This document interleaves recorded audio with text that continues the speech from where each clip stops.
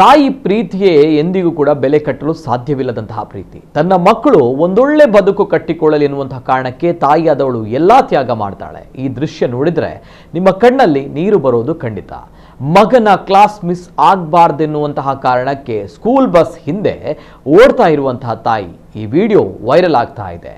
ಮಗನ school bus ಹೊರಟಿತೆಂದು bag ಹೆಗಲಿಗೇರಿಸಿಕೊಂಡು ತಾಯಿಯು ತನ್ನ ಬಸ್ ಹಿಂದೆ ಓಡ್ತಾ ಇರುವಂತಹ ದೃಶ್ಯ ಎಲ್ಲರ ಗಮನ ಸೆಳೆದಿದೆ.